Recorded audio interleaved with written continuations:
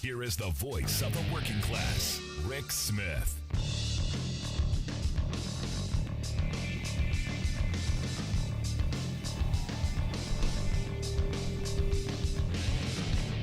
And welcome, brothers, sisters, working class heroes. This is the Rick Smith Show.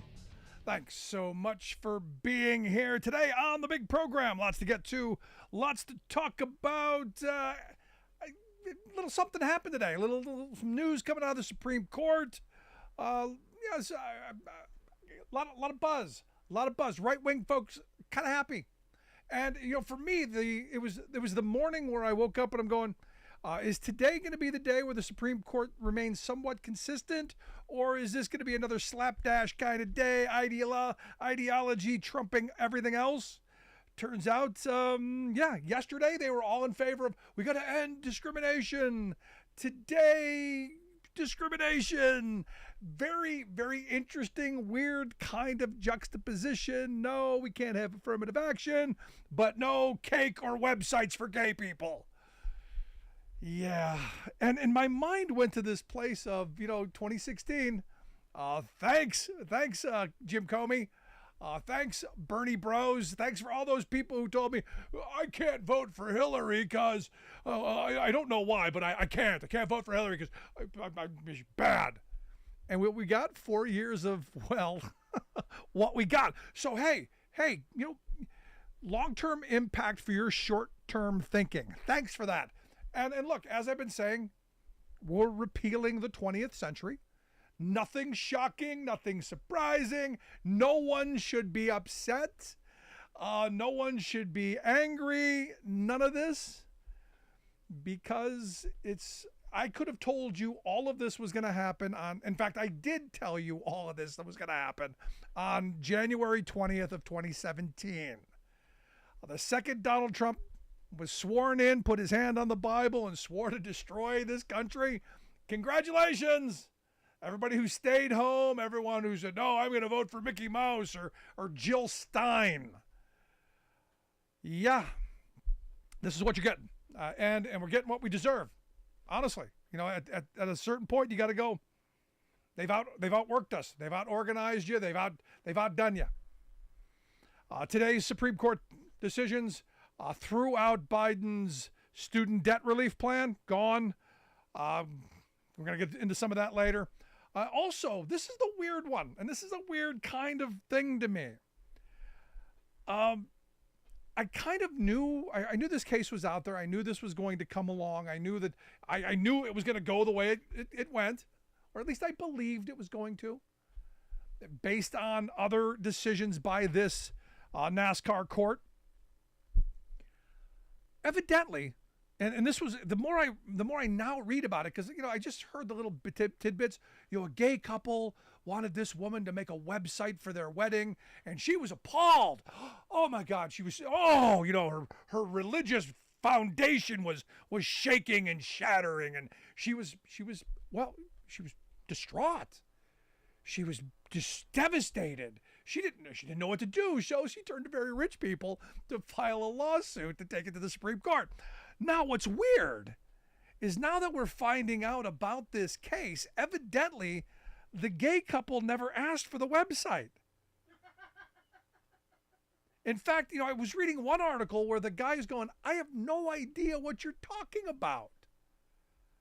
Now, did someone, and you go, well, how did this all come about? Well, this is outrage looking for a problem. This is what the right does masterfully. They pick very sympathetic cases, and they got to get the person next door, that person you can identify with. The narrative is more important than the case. So when they bring that narrative out, then you go, oh no, they shouldn't have to make a website. If it's to their true core fundamental values, they shouldn't have to. And my mind goes, okay, well, I see where this takes us. Once you open this door, somebody's going to kick it open and name the group, name the segment of the population who will then be turned away and discriminated against. And this is where we are. So I found it interesting that yesterday it was all about we're fighting discrimination, and today, yay, discrimination for nothing.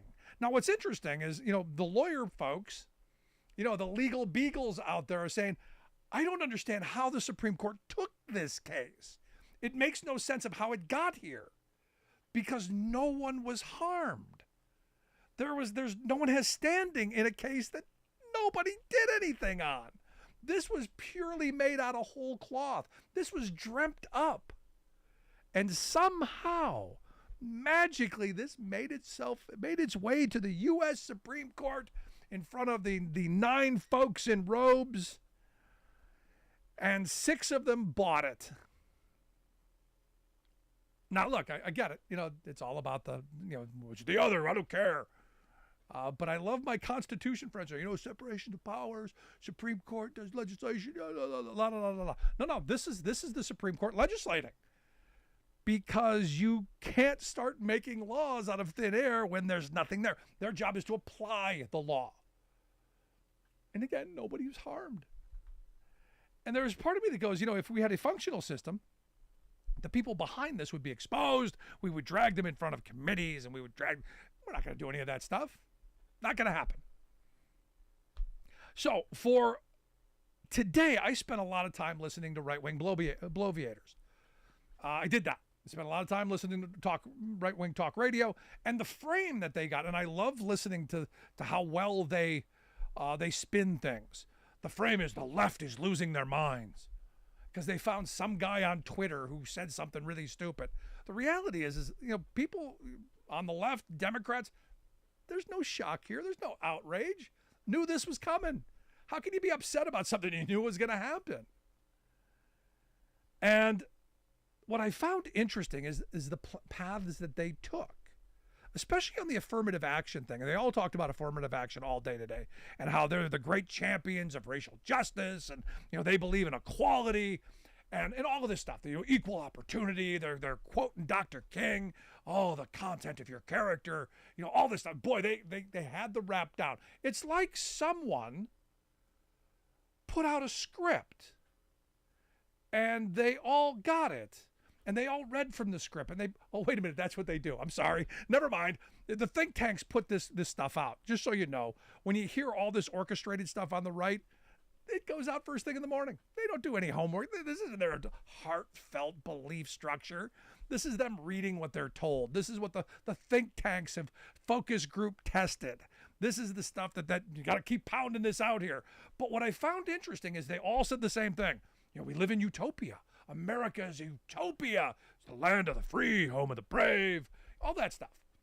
And how, we don't understand what's going on in the black community. And this affirmative action was actually harming them. It was making them think less of themselves. They got into the schools, made them feel less of themselves. And now, justice has happened. Freedom. And now what we got to figure out is, well, what's going on? What happened? What happened to the black community? It's time to roll up our sleeves, and now we can figure this out. And I go, where you been the last 50 years? Oh, that's right. Using them as a divisive tactic and all that. Never mind. Now they're on board. Here's the thing. I'm more than willing. All of those right-wing bloviators, come on, let's figure it out. Let's jump in there.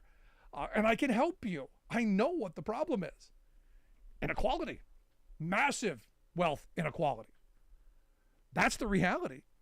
You now saying that you care about the black community and we want to embrace them. When the last time a black guy knocked on a white guy's door, what happened? He was shot through it.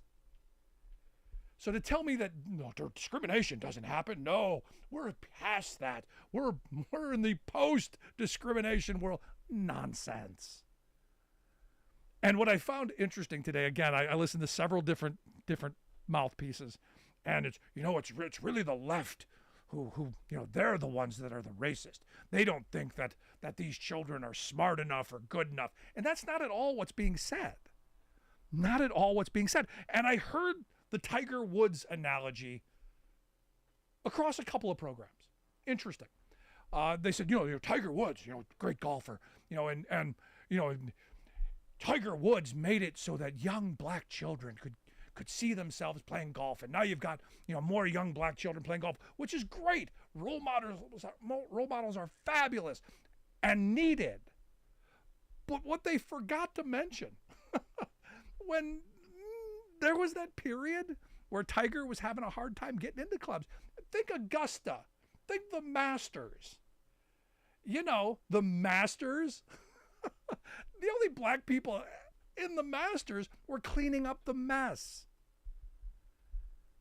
And this is where it's just this place where I'm going, yeah, I know, I love that utopian thought process. I do. I want to believe that we're the land of the free, home of the brave, that opportunity, all want to believe that.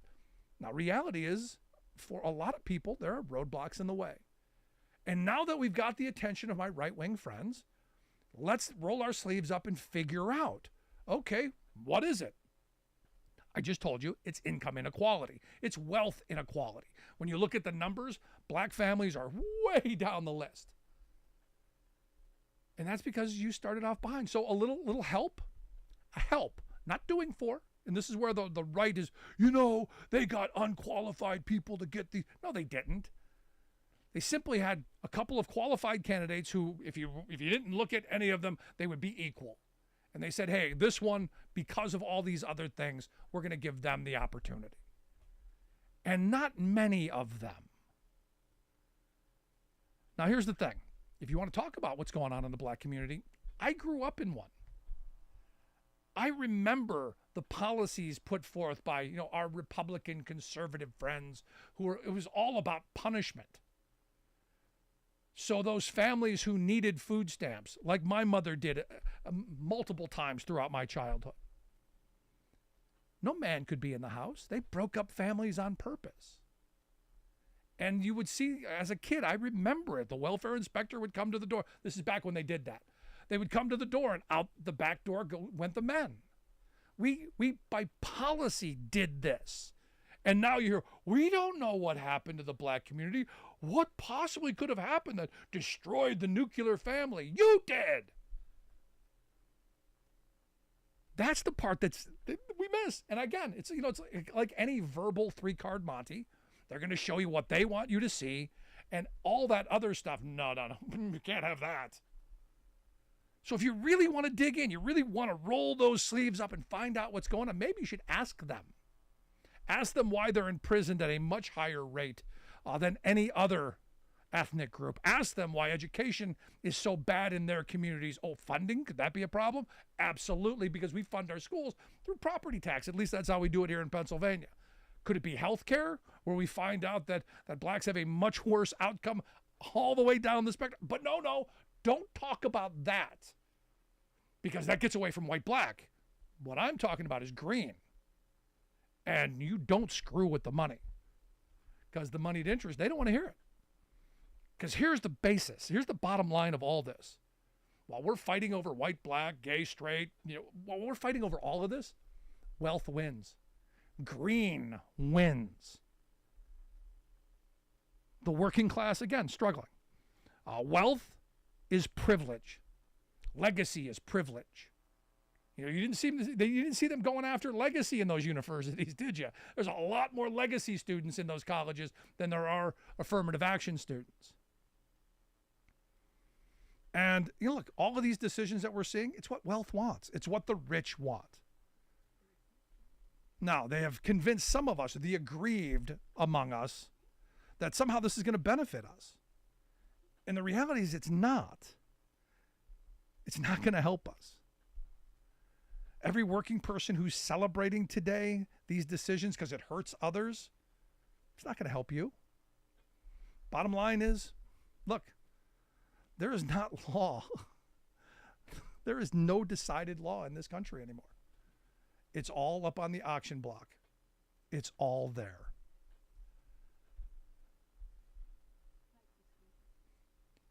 Let's quick go to the phones. Got Mike from Wisconsin on line 1. How we doing, Mike? What's on your mind?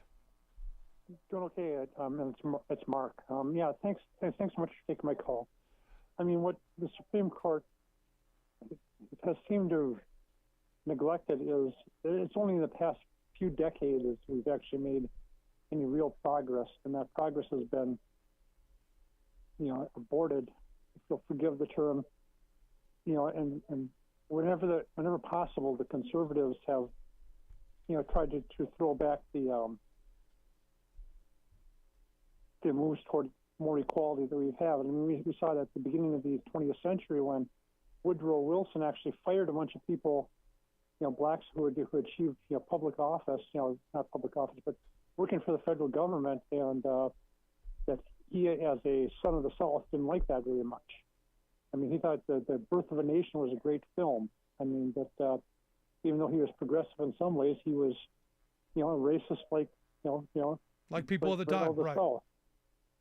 And it is just sad that that these guys are trying to pull the wool over people's eyes and to say, well, race is no longer a problem in this country. Well, I think what they'll find out is that young people are going to have nothing of it. I mean, because a lot of these young people now are, they're accepting, not just tolerant of people of color. They're accepting of people of color. They're not just tolerant of gay people. They're accepting of gay people. They're not just tolerant of trans people. They're accepting of trans people.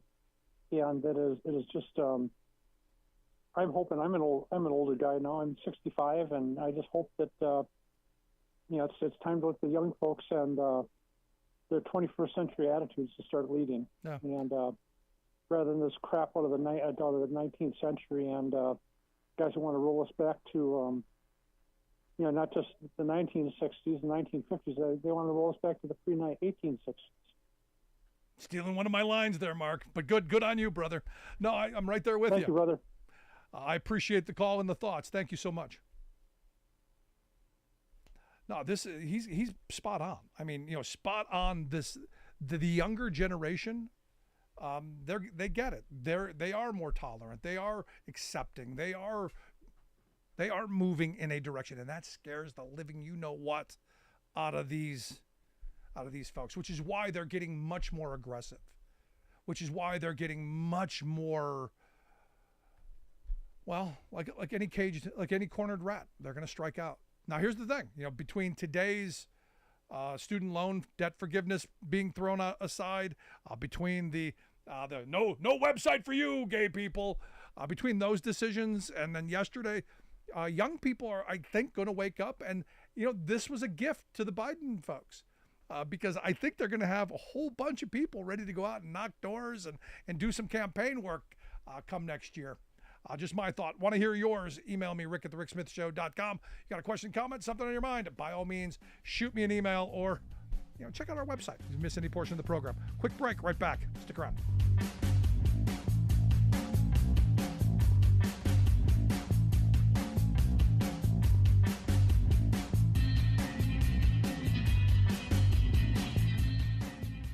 We are AFGE, the American Federation of Government Employees. We represent 700,000 federal and D.C. government workers who are the vital threads of the fabric of American life. We support our nation's military. We take care of our nation's veterans. We protect our nation's borders. We respond to our nation's crises and natural disasters. We provide services to our nation's seniors. The American Federation of Government Employees. We work for America. The phone lines are open.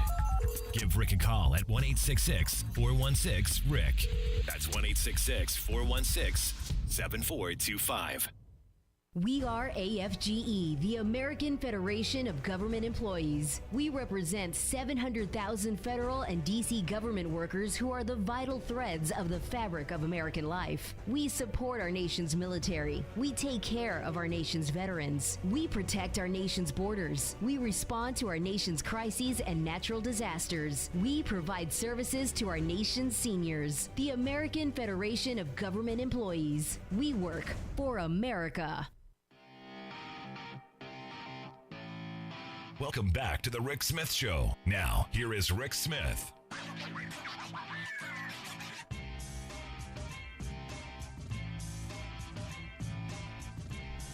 Bunch of emails today from people who are just gloating. We won! And I love that when people tell me, we've won.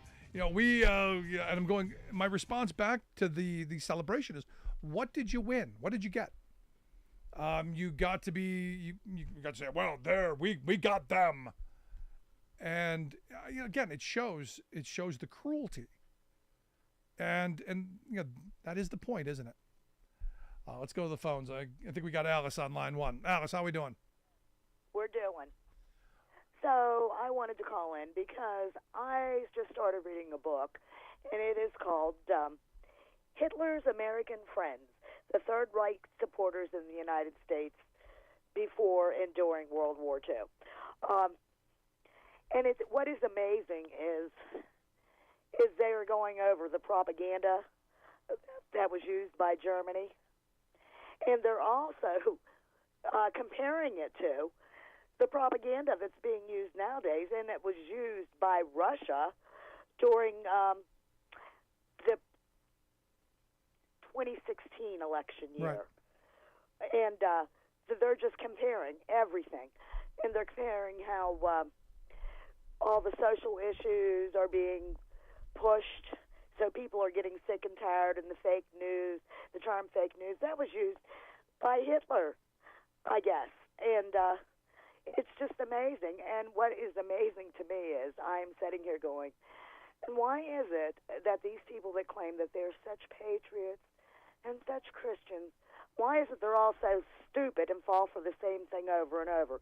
Which goes back to my point that, the right wing are all uneducated twits, and I don't care what college or university. I don't care if they're Harvard, what Ivy League. They're all twits. And, yeah, listeners, I said it. There you go. So get over it. But have a good evening. Thanks, Alice. Always leave it to Alice to come up with something good. No, look, at the end of the day here, this is where my mind is. We are moving into a moment where things are going to get a lot worse.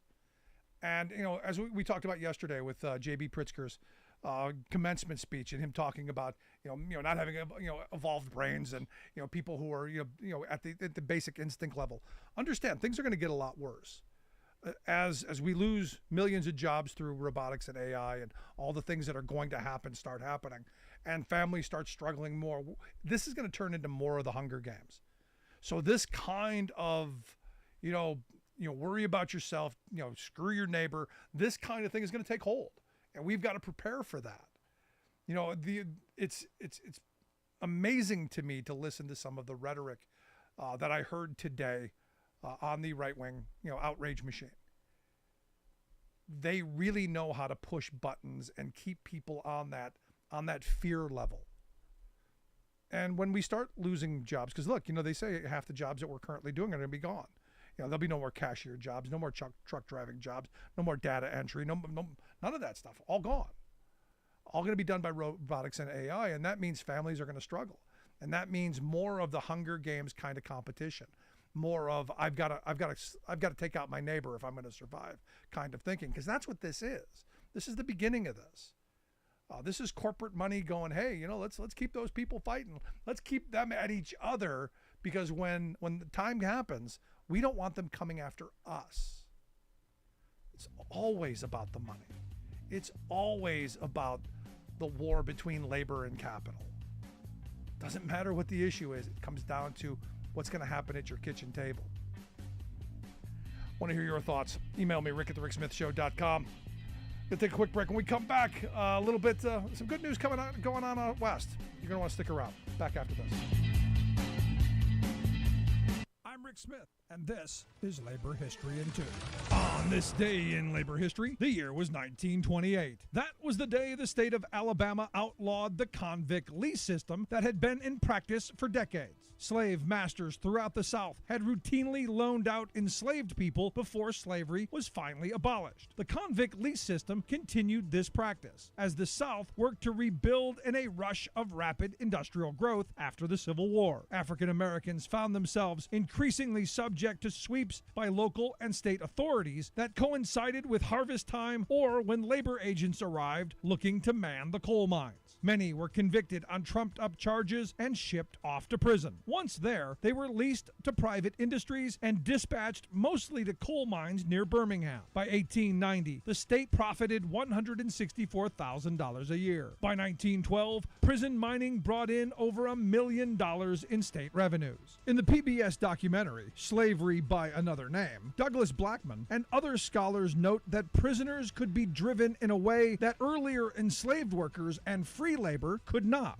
Convict labor served to depress wages, curtail union activity, organizing, and strikes. These workers could also be worked practically to death and easily replaced. Progressive reformers, Socialist Party leaders, and United Mine Workers District 20 would wage an unrelenting war against the convict lease system for years. Even the 1911 Banner Mine explosion that killed 123 African American prisoners couldn't outlaw the practice. Finally, newly elected Governor Bibb Graves yielded to the public outcry that condemned the practice as a relic of barbarism. He also ceded to workers' demands for jobs. Graves subsequently put prisoners to work on chain gangs building roads throughout the state, making Alabama the last state to abolish the convict lease system. In Alice's Adventures in Wonderland, Humpty Dumpty scornfully declares that when I use a word, it means just what I choose it to mean. So what does woke mean?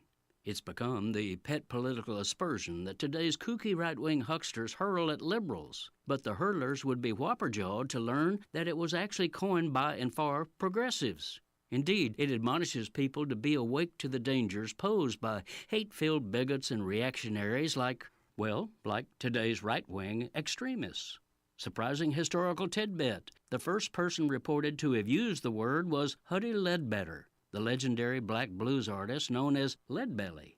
Among his many classic songs was Scottsboro Boys, about 9 black teenagers falsely accused in 1931 of raping 2 Alabama white women.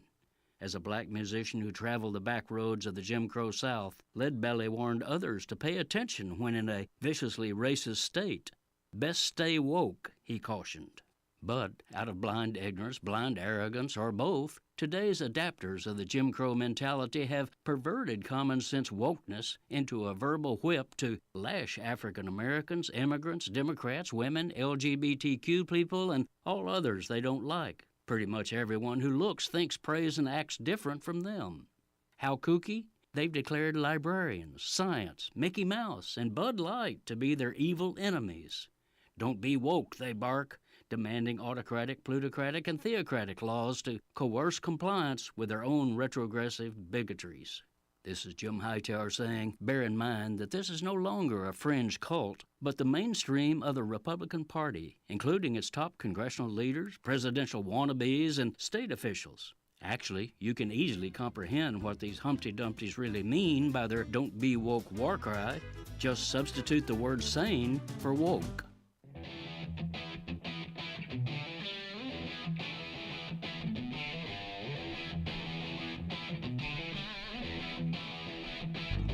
Welcome back to the Rick Smith Show. Now, here is Rick Smith. So you may remember, several days back we had Jesse Moreno on the program to talk about the first day of the Amazon delivery drivers strike out in Palmdale, California. First of its kind and exciting. Look, it's about time that workers at Amazon start taking some direct action, building worker power, doing the things that we talk about here on the little program. Now what I find out, we're day 6 into this historic strike. Now they're expanding it. It's going to another facility in the Bay Area. So I thought, you know what? We got to get Jesse back on the program and get us up to date on what's going on. And maybe this thing catches fire and finds an Amazon facility near you. That's why I've asked Jesse Moreno to come talk with us. He's an Amazon driver, activist, and brother Teamster. Jesse, thanks for taking time for us. Yeah, Rick, thanks for having me back. Pleasure to be here. So walk me through this. You guys, historic first days of the strike a couple of days ago, right? Yeah. So we went on strike a couple of days ago. It was time that we needed to make these changes. Amazon isn't bargaining; they're not coming down to the table. So we had to go on strike to make them realize that we mean business and we're not going anywhere. So we ended up, extending our picket down last Sunday down to the Inland Empire, and again yesterday up to the Bay Area, because I mean the team Amazon needs to realize that the Teamsters aren't going anywhere, and it's time for them to sit down and bargain with us. And if they don't want to do that, then we're spreading this thing nationwide, and it's time for them to realize that it's just going to get bigger. Yeah, and they need to hurry up and bargain. No, I the last time you were on, we had a bunch of people reach out to us and say, you know what, when I was listening to him and go, same thing where we're at, same conditions. So I want to go back a little bit to the day you guys walked out, the first day of the strike, and go, what made that happen? What were the conditions? What is it that made you just go, you know what, this is enough. We've got to take this nuclear option, this direct action. What made you get to that point? Obviously, money is a big thing for everybody, but our main focus that got everybody, ready and fired up was this heat. We got tired of dealing with this heat year after year with nothing being done. We're asking for, designated areas to rest, to cool down, more water. These vans was the biggest issue. We have a lot of vans that have windows that don't go down, doors that don't open. I myself have had to park in an empty lot, diagonally, just so I could get that cold breeze coming in through my van just to combat that heat. So it took all of us, realizing nothing's being changed. So we need to hurry up and we need to make that change ourselves. So we ended up walking out, and that's going to continue to be, one of our biggest issues. Other than that is, it's unfair labor practice strike, mainly because we were let go because we unionized. So that is, another huge thing. If it's time for them to realize that we're not going anywhere, and we're going to continue to put pressure on Amazon. Just because we unionize, it's not easy for you to get rid of us. We're going to continue to push this fight. Yeah, and this is why, again, who's in the White House and who appoints the head of the National Labor Relations Board and who is in charge of that apparatus is so very important. Again, this is why voting matters. But I want to go back to the working conditions, because one of the things that kept coming up and keeps coming up with workers across the country is this idea of being able to take a break and being able to go into a place where you can actually cool down.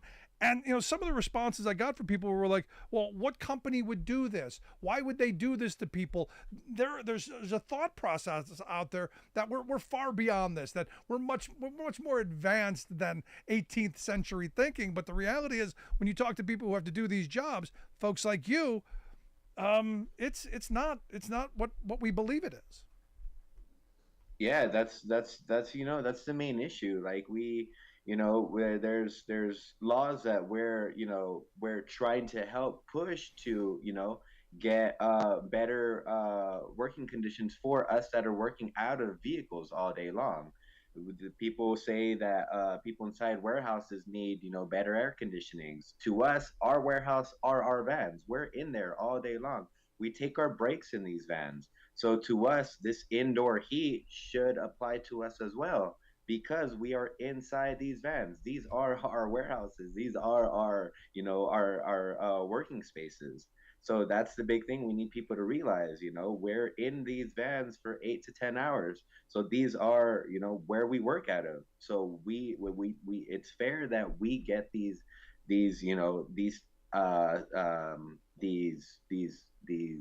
heat issues sorted out, because we're fighting heat exhaustion. I've dealt with it multiple times. I've had coworkers that have been hospitalized because of it. And, it's not even just us and our DSP. It's multiple DSPs nationwide. We're in the high desert. It gets hot up here. It's 102 degrees right now. And yeah, but it's a dry heat, Jesse. I'm told it's a dry heat. It's much different. Yeah. So I've been told. But either way, it's still terrible in these vans. It's still an oven. No. Look, anybody who would make that argument, go sit in one of them for a day and then tell me if it's, if that's a better heat. You're listening to the Rick Smith Show. We're with Jesse Moreno. Jesse's an Amazon driver, Teamster Union activist. They are on strike out on the West Coast in the Inland Empire, in Palmdale, California, and in the Bay Area, getting workers to exercise their right to speech, to exercise their right to strike. And this I think is one of those things that's, it could catch like wildfire as workers realize that they do have some power in the workplace, that they can make things better. And it's not just the heat, it's extreme temperatures on either end. If you're in the Northeast and, it gets cold there too, we should be talking about that as well. Exactly. The temperature is just one of the issues that we're facing. But like you said, yeah, even out here it snows up here as well. We get rainstorms, which we're still told to deliver in it. Yeah. No matter what the weather looks like outside, we're still told to deliver. And we get stuck, it's our fault. We get told not to get stuck, but yet we get in trouble for not delivering these packages. So we're always put in, in that gray area where it's either we push through and we put ourselves in danger, or we don't push through and get reprimanded by Amazon. What do you say to the person who goes, Jesse, just be glad you got a job. They could easily outsource that to the gig economy, or AI's coming. Robots are going to take your job, Jesse. Just be happy you got a job and shut up and go back to work. What do you say to them? Well, I say a lot of people out there just have jobs, but a lot of these same people need better. We all want better. Living out here, it's super expensive out here. So this just a job isn't covering, bills, rent. I have 2 children that I have to support. So these bare minimum jobs, these minimum wage jobs aren't doing it. And especially, like I said, pay is one thing, but it's another to, be putting yourself in danger. Nobody should have to go to work with the fear of not making it home, or with the fear of getting attacked by some crazed driver, some dog, on a property. Everybody, no matter who it is, your safety should always come first. Yep. It's always your safety over any company's profits. No, that's the thing. I mean, delivery drivers, I've got friends who are UPS drivers, and the stories they tell me about some of the situations they get into, it makes me go, I know you make good money, and I know you're bargaining for even better money and possibly a strike there as well. But no thanks. I'm not putting up with the dogs chasing me, people coming out with guns, possibly shooting me. None of that. And you guys, you got to deal with that for I would argue subpar wages. I mean, if I'm you, I'm asking for what UPS has got. I'm asking for a living wage to be able to support my family with the best health care you can get. That's what the industry and all the way across should be striving for and organizing for. Exactly. With a company like Amazon, where they're making $500 billion in profit in a year, they could afford to pay all of their employees a little more. Like I just said, it should always be the employees' safety over the company's profits. And it's time for these big companies to understand that the working class people, we're standing and we're fighting. The labor movement is just picking up. Yeah. It's always been there. It's always been a strong movement, and it's not going anywhere. We're just picking up that momentum, and we're coming after all these corporate companies, because that corporate greed has got to go. So, your worst day on the job, what did that look like? I mean, have you had one of the, because I had a UPS friend of mine said, I went to this place and it looked like, it was a bright sunny day in the rest of the world, but I drive down this driveway and it got dark, like physically dark really quick. And I went to go deliver the package, and 2 giant Rottweilers, a guy with a shotgun. He's like, I didn't know I was going to make it out alive. He said, that was the day I almost turned in my keys and was moving on down the road. Have you had one of those days? Oh yeah, I've had plenty of those days. A lot of us have had those days. It usually starts off with the vans, You show up 2 minutes late, or you grab the wrong pouch, and just starting off the day with one of those terrible vans, it's either going to be a terrible day, or you could turn it around right from the beginning and make it a good day. But yeah, I've had those days where my van was terrible. I've had horrible route on that same day. I think that was one of the days where I actually got chased by one of these dogs as well, which it happens. On our app, on our phone that we use specifically for Amazon, there's usually a note on there that says if there's a dog on the property. It doesn't always pop up. So I've walked up to the door, drop the package off. I turn around at this porch. There's a giant dog just staring at me, barking at me. There's nothing I could do. Nobody's home. I'm screaming for the people. I'm inching towards to get past them. And, they tell us not to run. But at that point, I felt like I needed to. So I ran, jumped over that fence, and I made it back to my van. I called dispatch. I let them know there's a dog, aggressive, almost bit me. What do they say? Well, go ahead and just get on your way. So what? So what? They don't care. They don't care. They obviously don't. I've had coworkers that have been bit and nothing was done. Yeah, just finish your route, then you go to the hospital when you're done, right? Pretty much, yeah. And that's just a lot of us have had those days, getting stuck on the road and it being our fault when we're told to, go through it, reroute yourself. What's the issue? I reroute myself in dirt roads. That's adding another 10, 15 minutes to my route. We have some pretty terrible routes out here in the high desert. And there's nothing that we can do other than suck it up and get through the day. Yeah, it doesn't sound like how we should be treating heroes and essential workers. I just kind of throwing that out there. Yeah, definitely. We were definitely essential when COVID hit. They needed us, but when we asked for more, better working conditions, when we're so-called essential, we weren't given it. And no, the reality is they still need you. This isn't, since COVID, has calmed a little bit, they still need people delivering stuff. I mean, I see guys running all over the place. We're now in an economy where people don't go to the store anymore. They go on their phone and you bring it to us, and we should be treating you better. That's my view. Let me ask you a last question. How can we help? I know you guys are strapped. I hope folks will donate to the fundraiser you guys got going on. And if someone wants to get involved and do more, is there a way to do that? Yeah, so out here, obviously not everybody, can join the strike line, but that's something that we love to see as, one of the 84 drivers that are on this line daily. We'd love all the support. Anybody that comes out, that can come out, please do. Introduce yourself to us. We would love to meet and talk to anybody that shows up. And obviously, we're going to continue to fight this fight. A lot of us have families to support, and just donating a couple dollars as well. That's a huge help. And I'm not sure if you have it posted, Rick, but we do have the ibt.io /AD Solidarity Fund. That's the fund that we have going on that's supporting us right now. Yeah, we'll get links out on social media so folks can take a look at it, and I hope folks will donate. It's a good cause, and look, if you're near the picket line, stop by with a pizza or a box of donuts or something, a case of water. A little bit of that helps as well. A little solidarity, a good sign of a good gesture always makes things go a little bit better. But Jesse, I appreciate the time. Best of luck, brother. I hope you'll come back and keep us up to date on what's going on. Appreciate it, Rick. Yeah, anytime you guys want me here, I'll be here for sure. Good stuff. Thank you, Jesse Marino. He is an Amazon driver, union activist on strike right now. Seriously, ibt.io /AD Solidarity Fund stands for Amazon Drivers Solidarity Fund, AD Solidarity Fund. Get that and make a couple of bucks donation. That seems at least we could do, right? For the heroes, the essential folks who brought us our stuff. Gonna take a quick break. Back with your thoughts. Stick around. You listen to The Rick Smith Show. We're working people. Come to talk.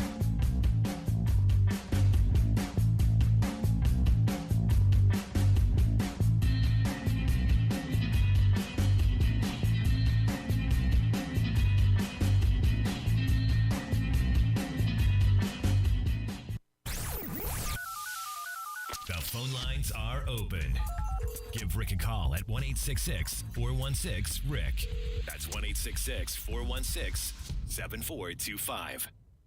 I'm Rick Smith, and this is Labor History in 2. On this day in labor history, the year was 1885.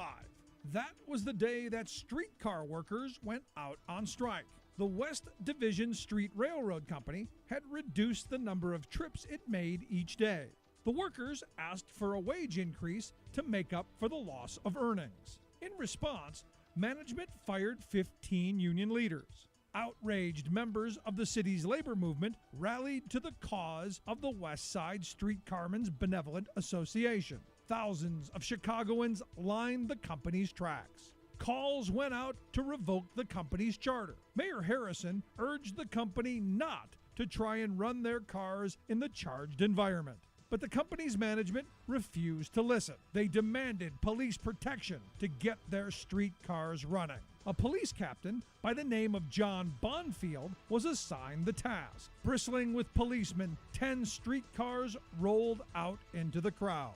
Under Bonfield's orders, the police clubbed strikers and protesters along the tracks. When a group of bricklayers yelled "rats" at the passing cars, they were arrested. In all, 150 protesters went to jail that day. After 7 days, the strike ended in a compromise. The workers saw an increase in their wages, and all but 2 of the workers who had been fired got their jobs back. The action propelled Captain Bonfield's career as a strikebreaker. He became known as Captain Blackjack Bonfield. It was Captain Bonfield who led the police confrontation with workers at a rally the next year that sparked the Haymarket tragedy. Labor History in 2 brought to you by the Illinois Labor History Society and The Rick Smith Show. For more information, go to laborhistoryin2.com, like us on Facebook, and follow us on the Twitters at Labor History in 2.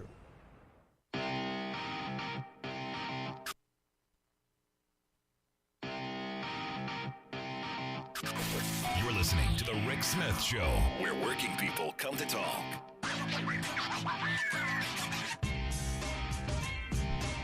So under the heading of anyone can have a kid, but you need a license to get a dog, the Maniacs for Misery, or Moms for Liberty group, they're having their big summit in Philadelphia today. It kicked off, can go through the weekend. Lots crazy, lots of, and I loved some of the protesters that were out there. The one sign caught my attention, "Clanned" with a K, "Clanned for Karenhood." Thought that was quite entertaining. They did go after, some of the idiocy of what they're out there doing. Now remember, these are moms who care about their kids. These are your next door neighbor who cares about your children. But you evidently go in and they're selling a lot of pro-Trump swag bag kind of stuff, and Joe's for Hose t-shirts. Good family values stuff. Don't want your kids thinking about sex stuff. No. Yeah. I look at this group. Now remember, the story that we're told about this group, it was just a couple of concerned mothers who did all this on their own through bake sales and knitting clubs. Because we're told there's a grassroots movement of concerned moms, and who could be opposed to secure concerned moms. I know security moms. Mama bears, the right-wing frames, they've been doing this for a while. But I'm looking at this and I'm going, I got to tell you, not buying the story, not buying that it was, just a couple of moms going, things are bad, we should change things. No. In fact, this Moms for Liberty group has grown at such a pace that only corporate money could have done this. Only the big donor money could have done this. In a very short period of time, they were able to, these two moms, while washing dishes and doing laundry, they somehow figured out how to navigate the IRS code to get a 501c4 designation, which means lots of money, lots of dark money. The kind of dark money that, billionaires don't want you to really attach their name to, but it caused a lot of chaos. And somehow they were all over Fox. Somehow they've got this national media presence. Not just a couple of moms, in between, doing the housework and, raising the kids. In between, just fitting it in. Massive social media campaign. They've set up multiple federal political action committees, a number of state political action committees, super PACs. And when you think super PACs, you know what you think? Super cash, unlimited super cash. So you go, but it was just a couple of moms who did this. No, not even a little bit. And I was looking through their website, and look, they've got a beautiful website. If it's a good thing nobody's gay in their group. or they'd have no website. But evidently, I look at this website, and this is thousands, tens of thousands of dollars in the making. This is lots of money. This summit that they're throwing in Philadelphia, huge money. I spent a little time looking at their sponsor list. And again, this is just a couple of moms through knitting sales and bake sales and the flea bazaars and just concerned down home folk. With money from the Heritage Foundation, money from the Leadership Institute, because they're training conservatives, money for the Standing for Freedom Center. You name the right-wing think tank, you name the Billionaire Pet Project, and they are there. They are there with money, lots of it. And what's their goal? Their goal is simple. And they make no bones about it. We're going to destroy public education. That's it. The goal is to privatize, to voucherize, to homeschoolize public education. And look, I have people say, well, what's wrong with choice? Choice is good in places where you actually have choices. The sad reality is in a lot of poor communities, there are no choices. There are no private schools that are going to exceed what you're going to get in the public schools. No, most of those are cash grabs.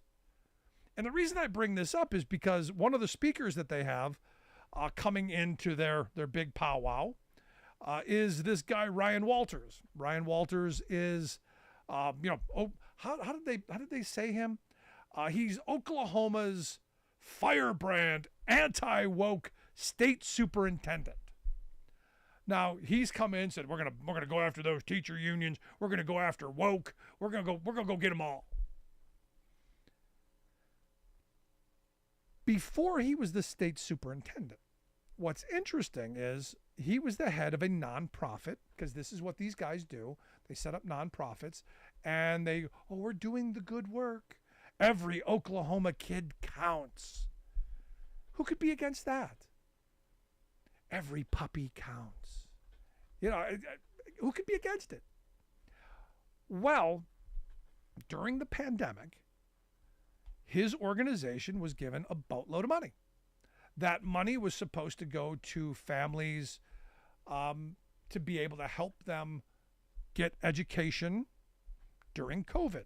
So everyone went online. So people who didn't have laptops or printers or internet access, or that's what this money was for. In fact, they got grants for I guess it's somewhere like 5,000 families that they would give out about $1,500 to. So each of these families, that's a lot of, once you start doing the math, that's a lot of money. A lot of money. Virtually every place across the country, it worked well. They put parameters in place that, you can buy laptops and, paper and printers and pencils and art supplies or whatever. Educational stuff. You can buy that. But evidently this guy, no, that's not, well, we don't, Evidently about 20% of the total purchases of the money that they gave out went to things that weren't related to education. Things like big screen TVs, washing machines, a couple of kitchen appliances, power tools. You need power tools. And my favorite, a classic Pokemon video cabinet. Now you go, but Rick, those are all educational. How do you expect to learn if you don't have a big screen TV?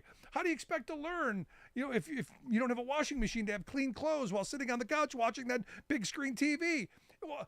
How do you expect people to watch TV in those clean clothes without a popcorn popper to be able to get them to watch TV with the popcorn? They got to build something so they can sit on. It's all. And look, during recess, the Pokemon game right there to play. It's all educational funding. At least that's their argument. But now he's speaking in front of Maniacs for Misery, and he's their guy because he's going after the people that they hate, the woke. Yeah. It's amazing how these people who put themselves on pedestals are so easily taken down. We'll take a quick break. Right back. Stick around. Canada's wildfire season is now officially the worst ever recorded. Canada's fires shatter records, sending smoky air back to the U.S. and to Europe. Intensifying rainstorms pose hidden flood risk across U.S. Plus, to remove PFAS from public water systems across the country is an enormously expensive endeavor. 3M settles another lawsuit over forever chemicals in municipal drinking water systems. All of those toxic stories and more straight ahead from BradBlog.com. I'm Brad Friedman. And I'm Desi Doyen. Stand by for 6 minutes of independent green news, politics, analysis, and snarky comment. They want to take away your washing machines and your dryers. Nope, they don't. They don't want to give you any water for the washing machine. Also a lie. This is your Green News Report. Hey, sorry that we got to fire up the Donald Trump fact-checking again, but so be it. What do you have for us today, Desi Doyen? Well, smoky summers may be our new normal in the U.S. Air quality is again plummeting for millions of Americans, this time in the upper Midwest and Northeast due to smoke from Canadian wildfires. This week, Chicago, Milwaukee, and Detroit vied for the city with the worst air quality in the world. The Canadian smoke has even crossed the Atlantic Ocean to hit the UK and Spain. Officials in Canada say 2023 is officially Canada's biggest fire season in modern history, with fires coast to coast, driven by unusually hot and dry weather. And it's not even peak fire season yet. Canada's wildfire emissions are also breaking records. Europe's climate service Copernicus reports that over the last 20 years, Canada's carbon emissions from wildfires have increased along with the land area burned. This year, Canada's fires have released 85% of its annual average greenhouse emissions. That's roughly equivalent to Indonesia's annual carbon emissions from burning fossil fuels. Abundant scientific evidence shows human-caused climate change is intensifying wildfires, creating a self-reinforcing feedback loop as the fires send more climate warming emissions into the atmosphere, in turn worsening global warming and wildfire conditions. Yeah, but think about all the money that Canada's made from all that dirty tar sands oil. Good point. In Texas, the relentless, record-shattering heat wave has sent hundreds of people to emergency rooms and killed at least 13, including in the state's prisons, which mostly have no air conditioning. Wow. Extreme heat now kills more people in the United States than any other weather event, according to federal data. Especially dangerous are multiple consecutive days of extreme heat and warm overnights that don't allow our bodies to cool down. A recent Climate Central analysis projects that today's record highs will be average summer temperatures by 2050, with the South forecast to see 2 full months over 100 degrees. And Texas has seen triple-digit temperatures now in its third week. A different study warns that intensifying rainstorms pose hidden flood risks across the U.S. The First Street Foundation finds that rainstorms are capable of dumping significantly more water than federal data indicates in some regions. That means data used to set design standards for new infrastructure is outdated and understates the risk of extreme rain and flood events, particularly in the Northeast and along the Gulf Coast. Climate change has increased the intensity and frequency of severe rainstorms in recent decades, and that is raising the risk of U.S. flood control failure. In accountability news, Minnesota-based chemical giant 3M will pay more than $10 billion to settle a lawsuit alleging that its toxic PFAS chemicals contaminated U.S. public drinking water systems. It's the latest among several cases pending against the company. PFAS chemicals are used in firefighting foam, non-stick applications, and a host of consumer products, and are linked to cancers and birth defects. They're called forever chemicals because they don't break down in the environment and are incredibly costly to remove, according to Scott Summey, one of the attorneys representing the municipalities that sued. These water systems have to install expensive water treatment in order to remove the chemicals. This settlement, being the largest drinking water settlement in American history, will go a long way. I guess they thought there'd be forever profits from those forever chemicals. Finally, some good news. The Biden administration proposed new rules to restore protections to the Endangered Species Act that had been rolled back by disgraced former President Donald Trump. The new proposed rules will make it easier to protect wildlife from climate disruptions and other threats, make it harder to remove a species from the endangered list, and eliminates a Trump-era policy that allowed regulators to consider economic issues like lost profits for the oil and gas industry when deciding whether a species deserves protections.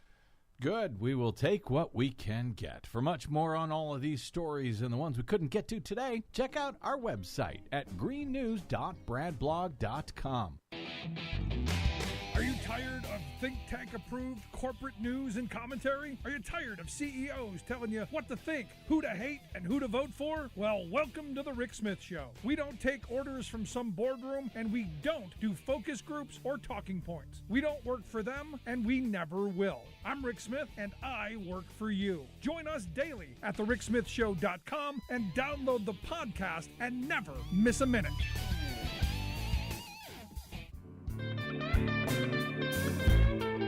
Welcome back to the Rick Smith Show. Now, here is Rick Smith. Gotta tell you, my favorite Twitter picture of the day is Sam Alito and his wife. I guess his wife's name's Martha Ann. Good for Martha Ann. But evidently Sam and Martha Ann with Leonard Leo in Versailles in France. I can't even say that right. But there they are, bright smiley faces. And why not? Because of the Leonard Leo types of the world, we've got Alito on the court. We've got Gorsuch. We've got Kavanaugh. We've got the Coney Barrett woman. We've got crazy. And there they are smiling because, bought and paid for. But hey, the only reason Sam went, the seat was empty. Nobody else was going to go. I was doing him a favor. Anyway, here to share some thoughts on the craziness. And look, if you were surprised, as I said at the beginning, if you were shocked by today's rulings, you ain't been paying attention, or you ain't been listening to my next guest, who is the afternoon guy at KTNF AM 950 in Minneapolis, St. Paul. Matt McNeil, thanks for taking time for us, buddy. Hey, Rick, how are you doing, my friend? I am good. I want to start with this idea that, I was listening to some right-wing bloviators going on about the left is losing their minds and the left is... I guess I didn't see people on the left really losing their minds. We all knew it was coming. Well, I'll tell you what, I can only imagine the lavish, top-notch vacations that some Supreme Court justices are about to take, because they have delivered. Oh, and how is it that easy? Hey, I'll get you to where we'll get the line cutter at Disney World, and all you have to do make sure college is free for low-income individuals. If that's all we have to do, I'll take Gorsuch to Disney World in a heartbeat, man. We'll go have a blast and save a lot of people money. I don't think. I mean, you and I, we see this every day, and we're talking to a lot of people. I sat up all night, election night 2016, because I kept saying to myself, what have you done? Yep. What have you done? Because it wasn't just this will be a little bit different. I knew exactly what was coming down the line, and there was not much you could do about it. And this is the end result. I mean, when you're talking the Supreme Court, the inertia effect of it is not within the first few years. It's for a decade or two down the road. That is why you can no longer take any elections off. I know there are people out there who are like, well, Matt, I don't want to hear about how, the people that didn't vote for Hillary in 2016, it's what it is. And if we didn't learn our lesson, we should know it now, that if you have any doubt, I don't care who it is, you vote Democrat, end of story, end of discussion, because it's insanity on the other side, and they're enjoying their spoils right now with that corrupted Supreme Court. Yeah, and the thing that gets me, Matt, and this is the part that I'm still struggling with. I had a bunch of people emailing me and saying, basically celebrating and showing me the palm to my face, and these are working class people. These are people just like you and me. And I'm going, I don't know why you're celebrating. You didn't win anything. None of these decisions are going to help you put food on the table, help you to keep a roof over your head, to get your kids through college. None of this. This doesn't help the working class at all, other than, for a couple of minutes, you got to kick somebody who was down. You got to say, hey, I agree with them because they hate the same people. But it's not going to make your life any better. No, it's not. And that is the, if you want to look at the success of Republicans on one front, it's the ability to convince people to vote against their best intention, to get them to do it with aplomb, with glee, with joy. That, oh, you're not going to give me health insurance. You're not going to give me good quality education for my kids. You're not going to build our roads or invest in the infrastructure. You're not going to help out the American farmer. You're against workers. Oh, I'll vote for you. And there is just an insanity that is existing out there. The brainwashing of this portion of America, about a third of the country, to where people can sit there and say, I'm going to shoot your dog. And they'll say, great, do it. I'll vote for you.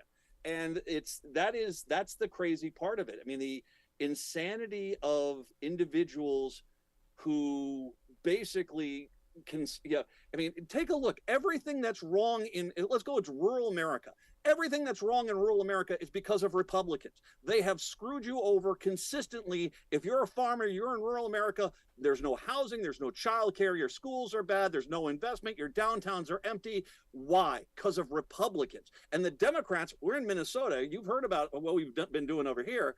We're throwing a ton of money out there into these rural areas, and still these people are like, oh yeah, that's going to help me, but I don't care because I'd rather die than vote Democrat. And I don't know how, right now I'm encouraging the Minnesota Democrats to get into every one of these small towns and put up billboards in every town saying every road, every school, every airport, every investment that we have made, you need to make sure these people know that didn't come from Republicans, that came from the Democrats. No, I've been saying that from the beginning, Matt. I mean, you need giant 20-foot cardboard cutouts of Joe Biden going, I did that. In every rural community where we're investing in broadband, where the roads are getting better, all of that. You're spot on. Well, and you brought up the broadband. I mean, what a monumental little thing that just happened last week. Where and you and I have been out in rural America. You go some of these places, they still can't get a cell phone service. Kid has to do homework. They got to go drive 30 minutes to a Caribou Coffee or a Starbucks Coffee and go and do their homework there. The idea of going border to border broadband, that's FDR. We're going to bring electricity to rural America. That's what that is. In Minnesota, we're going to get $641 million to go border to border with broadband in Minnesota. That is going to dramatically help people. And the Democrats they can't just sit there. They like to sit there and say, we don't have to brag. No, brag, because Republicans are already taking credit for this. Yeah. And they didn't do this. So you need to get out there and brag, because if you don't go tell people that you're doing it, the Republicans will insist, well, we did it, even though they voted against it. No, and I keep saying, imagine, just come with me in this Wayback Machine. Imagine if Donald Trump had a quarter of the accomplishments that the Biden administration has had so far. Just imagine if they actually did, anything.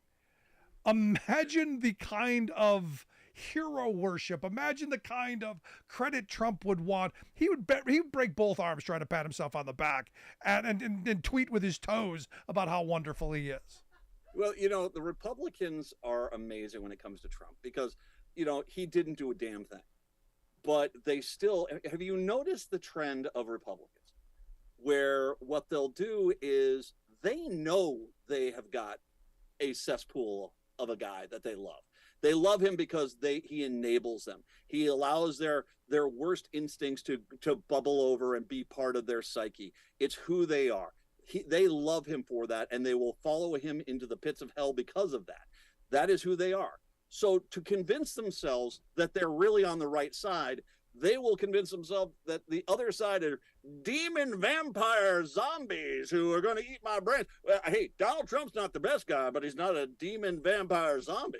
And, it's like that's when you got to get to that level of, my God, not even UPN would put that show on the air. It really is kind of remarkable. But that's who these people are. They're so desperate for. A lot of his followers, I'll just say it, I think are 20-time losers. People that can get out of their own way. who are upset with their life and they're mad about things, and they keep voting for people that make their lives worse. But as opposed to fix their lives, it's easier for them to just blame other people. And Donald Trump was the guy that came out and told them, you can do that. Yeah. And you can be racist, and you can be a bigot, and you can do that. And they loved him because all of a sudden they were no longer the 20-time loser. They were the hero of their own story. And that is a very difficult thing to shake people out of. But the reality is you got to, because this country will devolve into something we have never seen before if he ever gets close to the White House again. And the thing that I have is it's not even just him. It's this thinking. It's what's been set up. I mean, our Supreme Court is completely off the rails. There is no such thing as decided law anymore.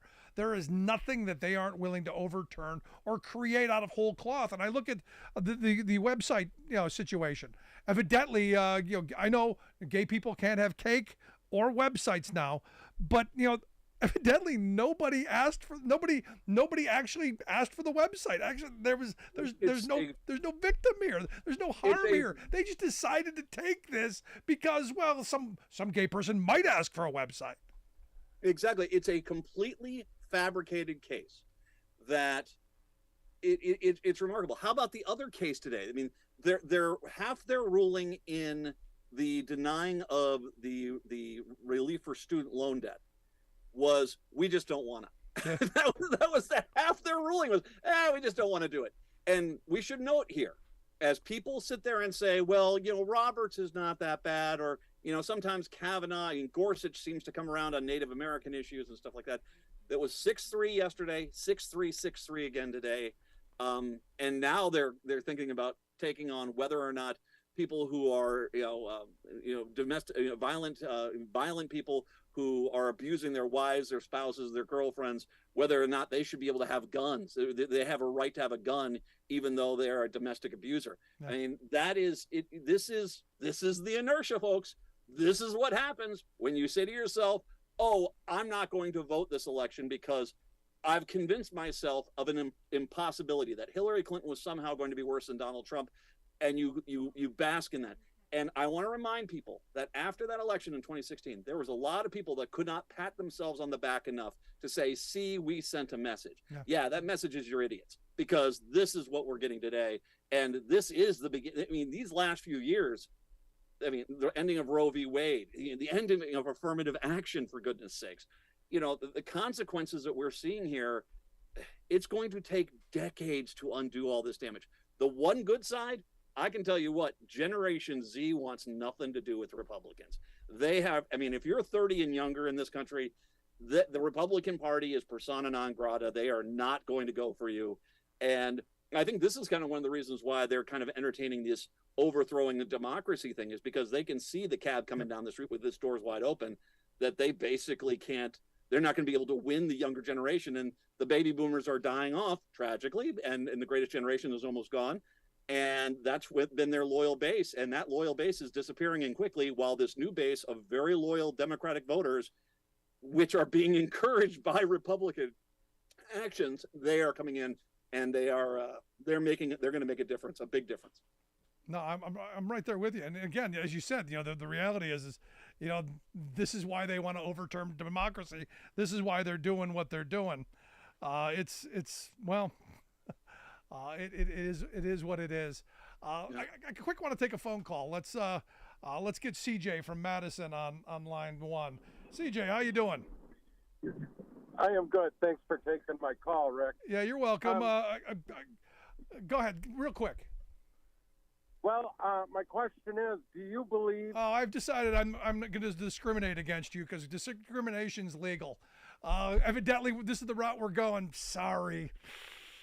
I got a problem. I got some discrimination going on here. Sorry, this is an inside thing. But this is a perfect place, because the website case, again, to me is interesting, because yesterday it was all about, hey, we've ended discrimination, and today discrimination's okay. Well, I will say that. Oh, and that's CJ from Madison. Yeah. Oh, I've chatted with him. Tell him his mom says hi. Anyway, I'm that kind of guy. Here's what I'll say. The Supreme Court, the same Supreme Court said you can factor race completely into criminal profiling. Yep, race is 100% legit, and you can profile the living daylights out of people just because of their race. But you can't go down there and help people who are. And when you talk about affirmative action, I can't tell you the great lie Republicans tell themselves to make affirmative action irrelevant is that everyone has the same opportunity. And that is such a ludicrous, outrageous statement that the same people in the wealthiest of suburbs in any community, those kids have the same education, the same opportunities, the same health care, the same food, the same transportation, the same quality of life as kids in inner cities and poorer communities. It's not true. And I've been in the South where they have systematically gone out there and damaged the public education system purposely to basically hurt the minority population and prevent them from getting a quality education. And yet we still, every single year, get kids that go through these fixed systems and come on out with 4.0s, grade point averages, and they try to go to a college, but because daddy's got an alumni exemption, they can't get in. And so the affirmative action is needed because systemic racism is a problem. And just because you don't want it to be a problem doesn't mean it's not a problem. I'm so upset with Clarence Thomas. I mean, talk about a guy. I mean, it was like when Paul Ryan, so if I can go Madison, Wisconsin, Paul Ryan, when he was a Speaker of the House, who was taking Social Security benefits when he was a kid because of his circumstance, and then saying he wants to cut them off for everyone else. Clarence Thomas would not have gotten his legal degrees if not for affirmative action. He was given an opportunity because people looked at the system and said, the system is not fair. We're going to make sure that you get the equal opportunity that other people can get. And he was able to get it. And now he's saying, I got mine, screw you. Yeah. That is just, it is so disappointing to see, but that's where we're at. This is ideology. And let's not mistake the opening point.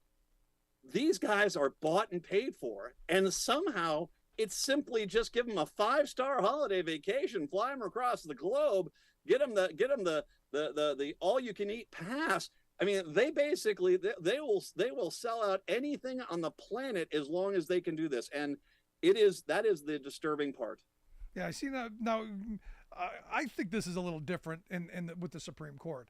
You know, these trips. I don't think these trips mattered at all.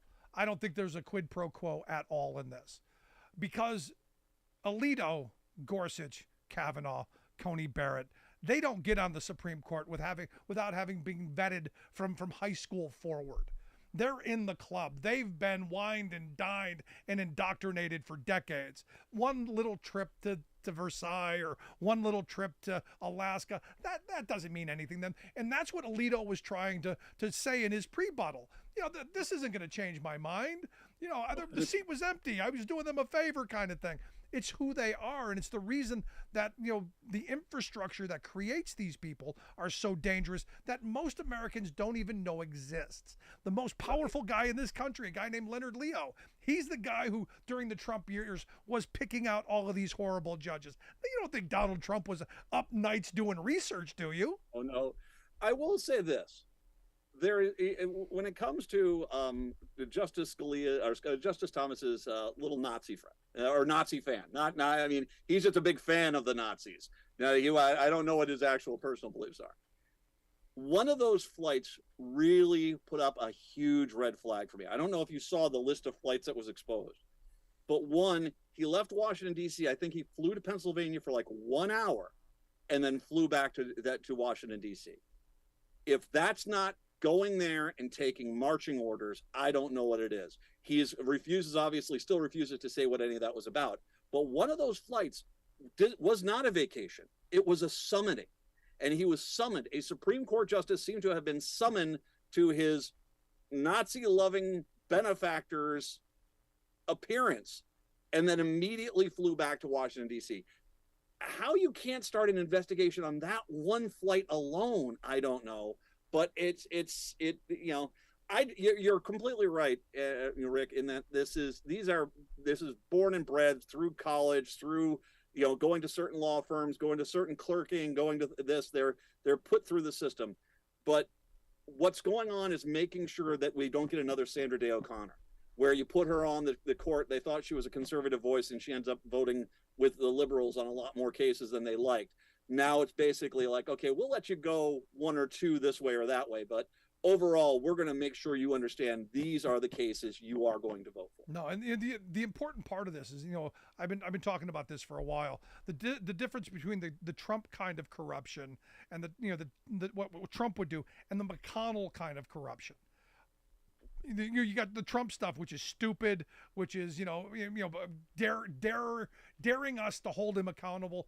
But the McConnell stuff, much more methodical, much more backroom, much more dangerous. The stealing of a Supreme Court justice, that's a big part of this. But all of that backroom, hey, the moneyed interests are really in control, and we're going to make sure they stay in control. All of these rulings, to me, especially the affirmative action thing.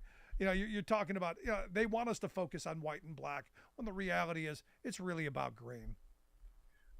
What Trump really did was give them the opportunity to put out whatever the far right zealots that are pulling the strings to go out there with their wish list and do whatever they wanted to do.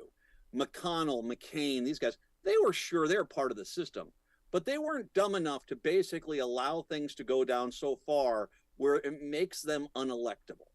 And don't get me wrong, we have enough gerrymandered districts, Marjorie Taylor Greene, that basically they could run a turnip with an R next to its name and it would still win. But when you look at what's going on now, Trump basically said the howler monkeys have taken over the zoo. And that's where you're at. You basically have people who are unintelligent, who are unorganized, who basically only seem to exist to fall and bask in the glory of the 50 or so Twitter trolls that follow them and think that they're great. And that's where this is going. And of course, then you have this behind the curtain machinations of these people who have, great white whales they've wanted to kill.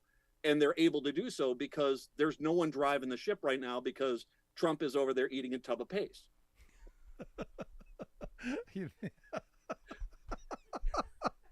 Oh yeah, now I got an image in my head.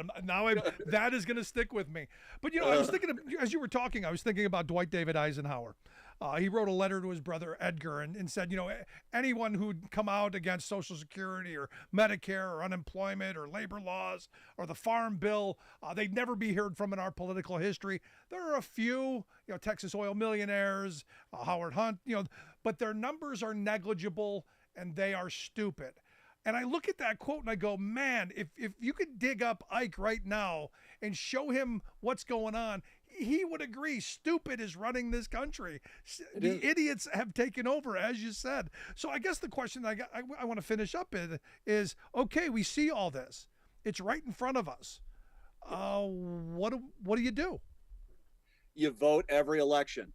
There is no election. I don't care if it's a local municipal election, your school board, your local House and Senate member or assembly member, whatever you have, your U.S. House members, your Senate members, your presidential races. Every stinking one of these counts. And if you ever sit these out, they're going to put a bunch of psychopaths in there that are going to basically drive that cab off the cliff. And so this has happened. The only way you can fix it is by voting. And if you don't vote, then God have mercy on us all. No, I'm right there with you. But, you keep hearing this. We got to vote. We got to vote. We got to vote. And yet I keep having the same people saying, well, I don't like the candidate. And look, I fall into that sometimes too. I was not fond of Hillary. I voted for her because I knew what the alternative was. At some point, you got to know how bad the other side is going to be. And Republicans have shown us they want to burn the house down. I'm not the biggest fan of our beef and cheddars too, but when the other option is an actual crap sandwich, I'll take the beef and cheddar. Not my first choice, but I'll eat that because I'd rather have that than the actual crap sandwich. Arby's. I hope you get the residual out of that. But Matt, I appreciate the time. Excellent talk with you. I hope you'll come back and talk to us again real soon. Anytime, Rick. You're always welcome on my show, too, and all my best, my friend. Love talking with you. Matt McNeil, he is the afternoon guy at AM 950 KTNF in Minneapolis, St. Paul. Definitely tune in. A good guy. Want to hear your thoughts? Email me, Rick at thericksmithshow.com. I'm going to take a quick break. Right back. Stick around.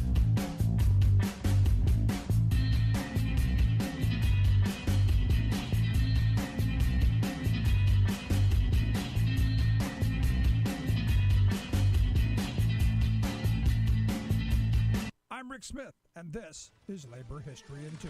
On this day in labor history, the year was 1885. That was the day that streetcar workers went out on strike. The West Division Street Railroad Company had reduced the number of trips it made each day. The workers asked for a wage increase to make up for the loss of earnings. In response, management fired 15 union leaders. Outraged members of the city's labor movement rallied to the cause of the West Side Streetcarmen's Benevolent Association. Thousands of Chicagoans lined the company's tracks. Calls went out to revoke the company's charter. Mayor Harrison urged the company not to try and run their cars in the charged environment. But the company's management refused to listen. They demanded police protection to get their streetcars running. A police captain by the name of John Bonfield was assigned the task. Bristling with policemen, 10 streetcars rolled out into the crowd. Under Bonfield's orders, the police clubbed strikers and protesters along the tracks. When a group of bricklayers yelled "rats" at the passing cars, they were arrested. In all, 150 protesters went to jail that day. After 7 days, the strike ended in a compromise. The workers saw an increase in their wages, and all but 2 of the workers who had been fired got their jobs back. The action propelled Captain Bonfield's career as a strikebreaker. He became known as Captain Blackjack Bonfield. It was Captain Bonfield who led the police confrontation with workers at a rally the next year that sparked the Haymarket tragedy. Labor History in 2 brought to you by the Illinois Labor History Society and The Rick Smith Show. For more information, go to laborhistoryin2.com, like us on Facebook, and follow us on the Twitters at Labor History in 2. In Alice's Adventures in Wonderland, Humpty Dumpty scornfully declares that when I use a word, it means just what I choose it to mean. So what does woke mean? It's become the pet political aspersion that today's kooky right-wing hucksters hurl at liberals. But the hurlers would be whopper-jawed to learn that it was actually coined by and for progressives. Indeed, it admonishes people to be awake to the dangers posed by hate-filled bigots and reactionaries like today's right-wing extremists. Surprising historical tidbit. The first person reported to have used the word was Huddie Ledbetter, the legendary black blues artist known as Leadbelly. Among his many classic songs was Scottsboro Boys, about 9 black teenagers falsely accused in 1931 of raping 2 Alabama white women. As a black musician who traveled the back roads of the Jim Crow South, Leadbelly warned others to pay attention when in a viciously racist state. Best stay woke, he cautioned. But out of blind ignorance, blind arrogance, or both, today's adapters of the Jim Crow mentality have perverted common sense wokeness into a verbal whip to lash African Americans, immigrants, Democrats, women, LGBTQ people, and all others they don't like. Pretty much everyone who looks, thinks, prays, and acts different from them. How kooky? They've declared librarians, science, Mickey Mouse, and Bud Light to be their evil enemies. Don't be woke, they bark, demanding autocratic, plutocratic, and theocratic laws to coerce compliance with their own retrogressive bigotries. This is Jim Hightower saying, bear in mind that this is no longer a fringe cult, but the mainstream of the Republican Party, including its top congressional leaders, presidential wannabes, and state officials. Actually, you can easily comprehend what these Humpty Dumptys really mean by their don't be woke war cry. Just substitute the word sane for woke.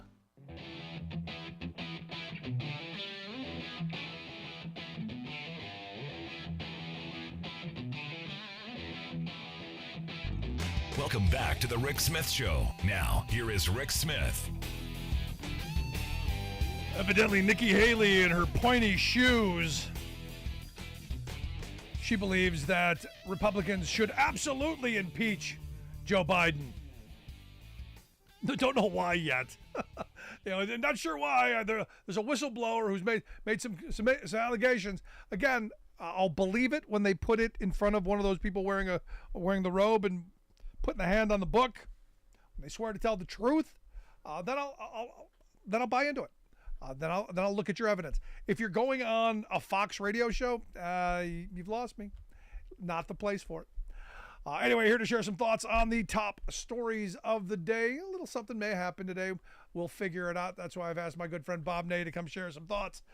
Bob's a former Ohio congressman and political analyst, and to be one of the really bright guys on the political scene. Bob, thanks for taking time for us. Thank you, Rick. So, little something happened today in the Supreme Court. Any thoughts? Yeah, a little something has happened a couple days now, in the Supreme Court.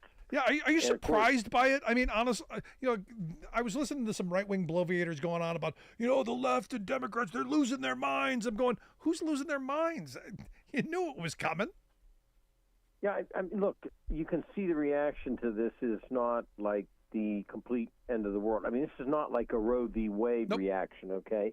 Now, yes, there's people that feel strong about this, but when you look at the same-sex couples, then the court pitted the LGBTQ community against the, quote, religious community and the free speech, enthusiasts, let's put it that way, on that one.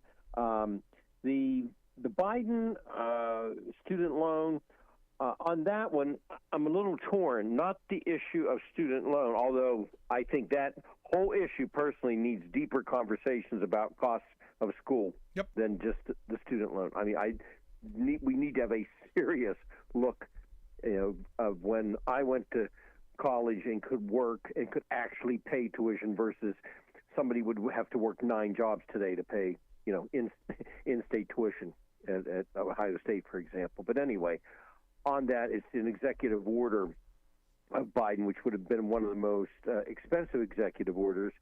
And the reason I mention that, these executive orders and signings, which nobody talks about signings, they're really bad. We can get into that one day. But the executive orders have been going on and on and on through many presidents. And what it kind of says is that Congress needs to battle some of these things out. They need to codify, as we would say. Yeah, no, I mean, you're right. I mean, the reality is the reason that a lot of these executive orders happen is because Congress is ineffective. They're simply not able to legislate, and we can't get anything done right now. So if you're the president and go, look, my administration's got an agenda. The only way forward is to use these executive orders and these signing statements. And look, I'm with you. I'm against this kind of unitary executive or whatever they were talking about during the Bush years. I'm against consolidating power into one branch of government. And right now it seems like the Supreme Court has all the power. Right. And so that's why these are going to have to be, looked at. Now, the affirmative action, something I think if people read the articles, I think is going to probably shock them, is the fact that, and I don't know how this can be what I'm about to say. They were trying to look at, how many colleges consider race, right? Now here was the answer to this, and the answer to it is that the government doesn't know how colleges do this. Right. There's no transparency on this. It's all subjective. So when you want to look at the impact of what it will do, you have to look at a 2019 study where it showed that 4 of 10 colleges use race.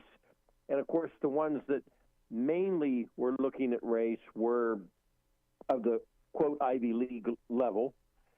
A lot of the colleges simply weren't anyway, which is surprising. Now they're going to create probably questions. How were you raised? What type of background did you have? Now, Asian Americans brought this 10 years ago as a result of, I think it was Harvard. And so it was brought by Asian Americans. Now, that doesn't mean the entire Asian American community likes this decision, but that's who brought the suit further. But it was also instigated by, I think we have to look at it, Edward Blum, a man that is a conservative, about 63-year-old activist that looks for people that will latch their names onto cases. So, and he's with AEI, American, Enterprise. American Enterprise Institute. Right. So we need to kind of point out who was behind this, because all the articles, all they say is Asian Americans. That's all you see in the articles.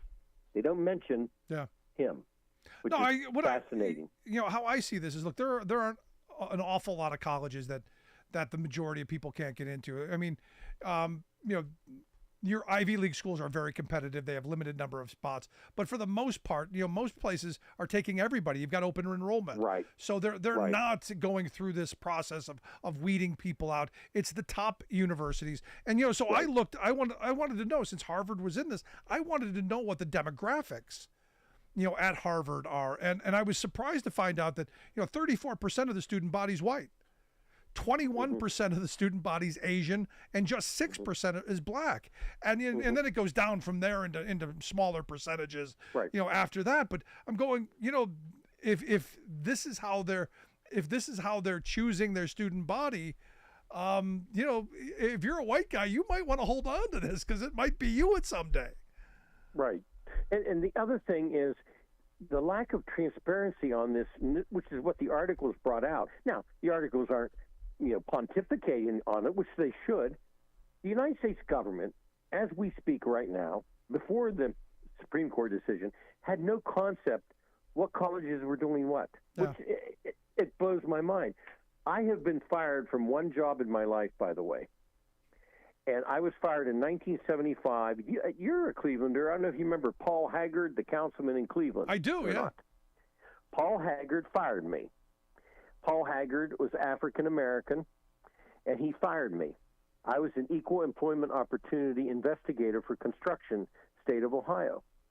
And I was fired, and he told me right to my face, because I would not alter a report against a very big construction company who were not complying with equal opportunity employment. So I was fired. I wasn't fired for writing a report that told the truth about their lack of affirmative action. I was fired because I wouldn't write a report he wanted me to write. You were fired for insubordination. You didn't listen.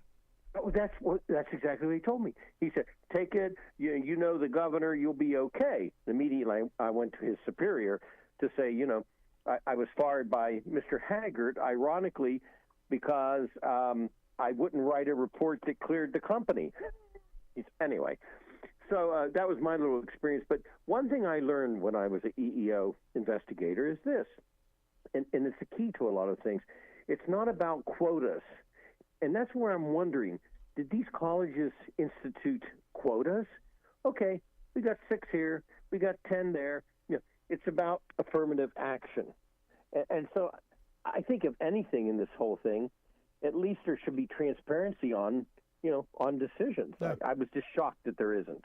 Yeah, no, look, I'm against the idea of on purely if I'm writing it in paper, I'm against the whole idea of giving one person an advantage over another.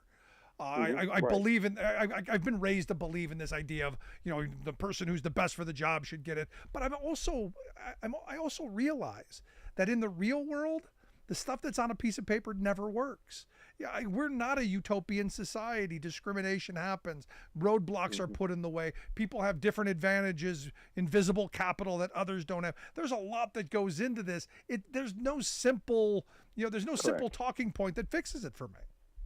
That's correct, and that's why I don't think there will be, the furor as there was, and this has nothing to do with white or black or minority or non-minority. I just don't think the furor will be out there, because you made a great point when you opened this whole line of conversation, which is people basically for the most part in the quote non-Ivy League schools are being admitted. Yeah, I mean, because they want the money. I mean, the reality is colleges, and it takes us back to the student debt problem. These colleges are dying for money because there's so many these for-profit private universities that have popped up that are sucking so many resources out. We should be talking about that more than anything else. But for me, this I don't know.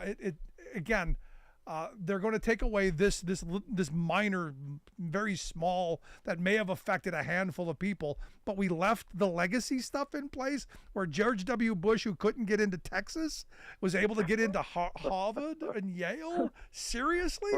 Right. That's my problem. Legacy's there. It's crazy. I mean, but I go back to nobody should be surprised by what happened today. These cases. You would ask me, 6 months ago, I would have predicted exactly where we are, because this is the court that we have, and this is why elections have consequences. Well, they do. I look at when it comes, to presidential appointments to the Supreme Court. Yeah. No, I look at this website case, and I'm sure you saw the website case. Yes. That evidently nobody wanted a website.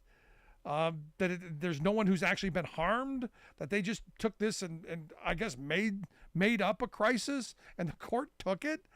I'm struggling with this stuff, man. I'm struggling with the ideology taking over. Look, if you're truly harmed, if you're truly aggrieved, there should be a remedy, but this just looked like trouble. So it tells me there's no law that's on the books that isn't on the auction block. Right. And also, again, I pointed out Edward Blum because you don't see him in articles. And there's other Edward Blums. But these are people that find people, they back cases, they like to take these cases to the Supreme Court, and they find, people or groups to do it. And, of course, then they raise the money to do it, or they do pro bono work, or they get lawyers that want to have their day in the sun before the Supreme Court. So there's a little bit more behind these cases than just somebody that had a website, Yeah. And then, so this LGBTQ, the Constitution's free speech protection, shields some businesses from being required to provide services. The same-sex couples is what they ruled. And the dissenting justice said it's a sad day for American constitutional law. I'm not sure I don't know, if I went to a website and somebody was hostile to what I wanted in a cake, I don't even think I would order from them, to be honest with you. But no, I wouldn't either. Me. But there's a point at which you go, look, in this country, and this is the reality. If you're going to open your doors for business, do you have the right to turn people away and discriminate against them? And on the individual level, you may go, well, maybe. But on the macro level, if we allow this to happen and it becomes systematic, because we've seen this in the past. I mean, it's not been that long ago that blacks had to carry a green book to find out where they could stay in hotels and where they could eat dinner. That isn't too far ago. And this kind of stuff makes me think, again, I know this is a small thing, but it makes me go, if we're making discrimination okay, and this is okay, I guess, then how far do we let it go? Right.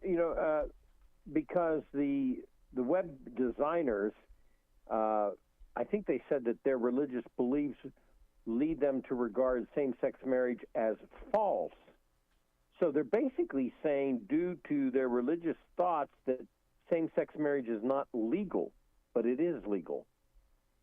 Yeah, this is one of those things where I just don't get it. I'm sorry. You're not condoning. You're not participating. You're not doing it. You're simply putting images on a sheet.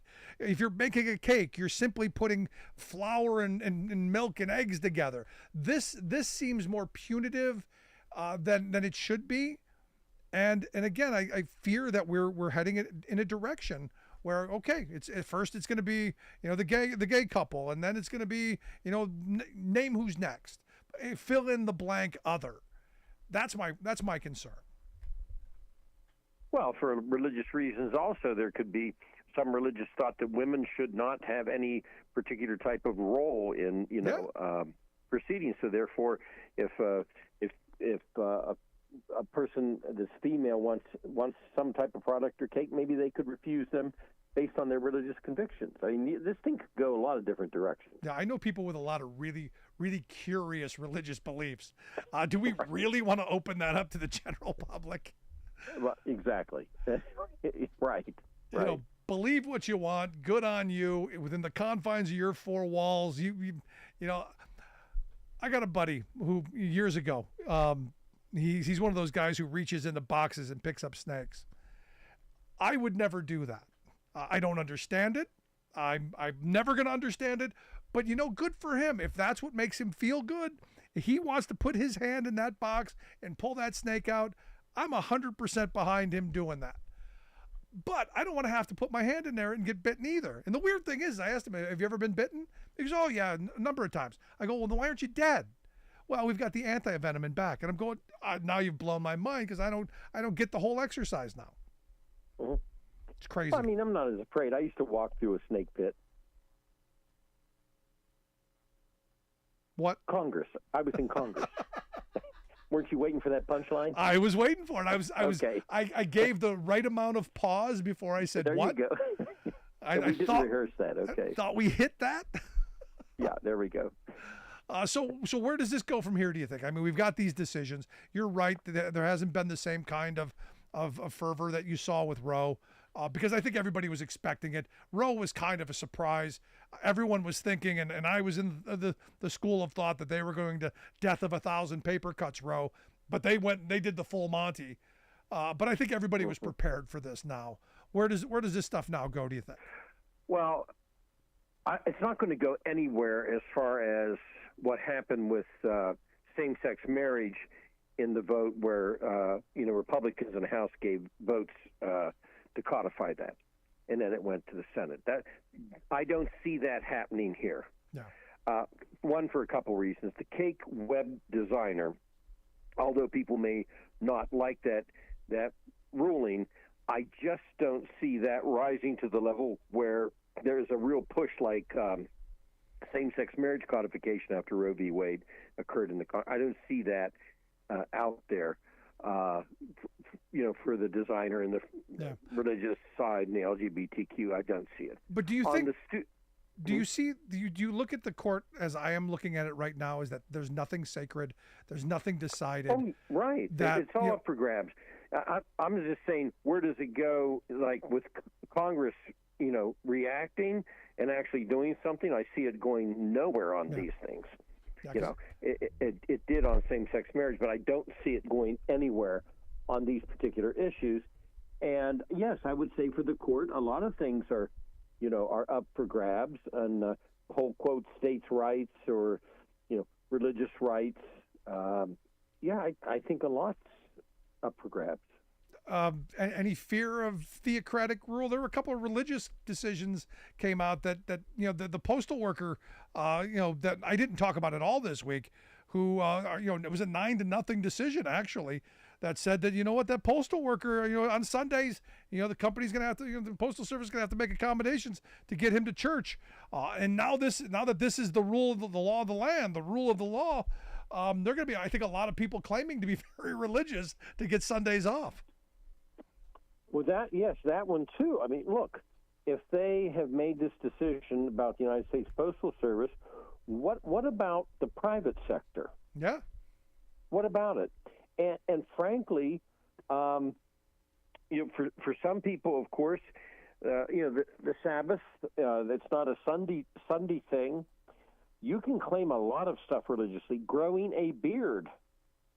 In certain cases, within a company, if you can't have a beard, you can claim, if you're a Christian, a certain sect of religion, also that you have the right to grow a beard when somebody else doesn't. So there's all kinds of implications down the road.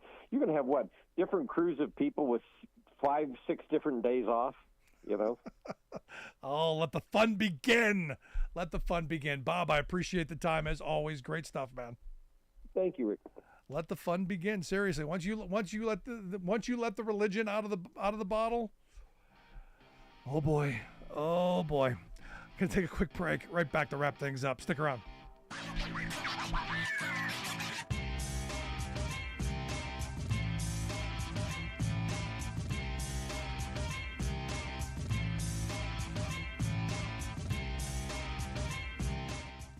I'm Rick Smith, and this is Labor History in 2.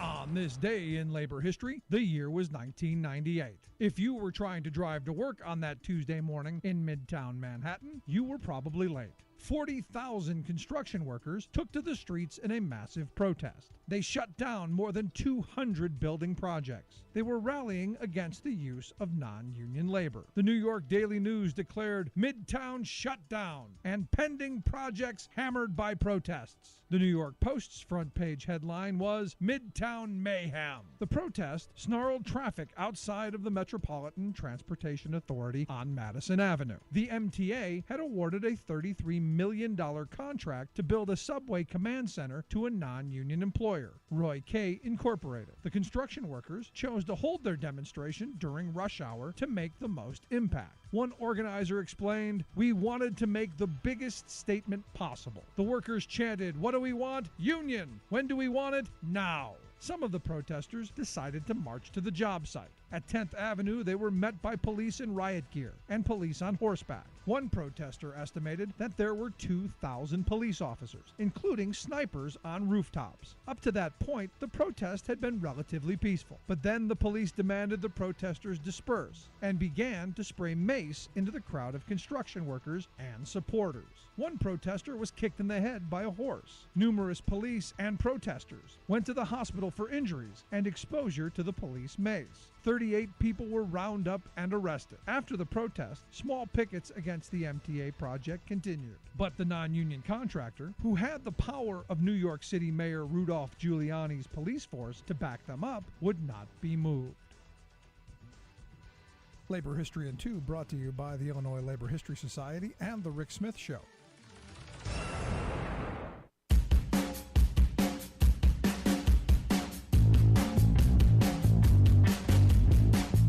Welcome back to The Rick Smith Show. Check out our website, thericksmithshow.com. So I got to go back to CJ from Madison did ask a question. And look, I'm discriminating against CJ because I can. Evidently, discrimination is legal. I will discriminate against him because of my religious beliefs, which means I will not allow my daughter to bake him a cake, my son to build him a website. None of that. You will get nothing because I can now. I have arbitrarily decided, thanks to our Supreme Court, to discriminate against CJ from Madison, who did ask the question, should someone who took out a student loan have it paid for by someone else? Loan forgiveness. And the answer is no, I don't think so. And I've never said that there should be loan forgiveness. My position has always been, right from the start, that we should do what FDR did with home ownership. Create a sub-entity of the government. Back then, they used the Home Ownership Loan Corporation to buy up all these mortgages that people couldn't pay, lowered the rates. They got, people got to stay in their homes. They paid back mortgages over a multi-year period of time. And at the end of the whole program, the government made a very small, little tiny bit of profit, not a lot, but a little bit, and people got to stay in their homes. It seems to me that is something that is workable. In knowing people who have big student loans, you look at the interest that they're socked with. You look at the fact that, sometimes they have to take breaks because they lost a job or something happens, and then come penalties and more interest on top of that. It's punitive, it's profit driven, and we should change this. As Bob Ney said a moment ago, we've screwed over a generation. He didn't say this exactly, but when he was in college, you could work a minimum wage job and get through a public university. Good luck doing that today. We've saddled these kids and these folks with massive debt. Now, I've said that I don't think you can forgive it because of jealousy. You got people like CJ who clearly are going to be jealous of the fact that someone got something that he didn't get. And I know tons of people like this, which is why I have said if you borrowed $10,000, you pay $10,000 back with maybe whatever interest to cover the cost of administering the loans. This is what our government should be moving forward doing. Buy up all those student loans, take the profit motive out of it.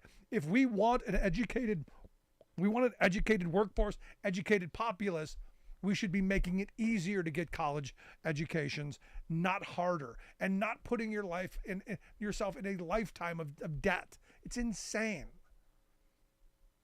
Are we going to do that? No, we're not going to do that. One side wants forgiveness, one side wants nothing. Punishment, you pay it back. And nobody is going to come to the center and think about, how do we actually solve a problem? How do we get something done? I think mine is the workable way. So there you go. Simple stuff. Want to hear your thoughts? Email me, rick@thericksmithshow.com.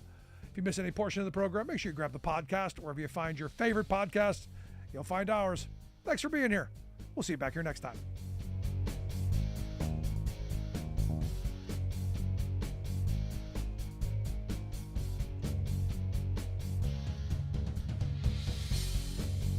You've been listening to The Rick Smith Show. Email Rick at rick@thericksmithshow.com.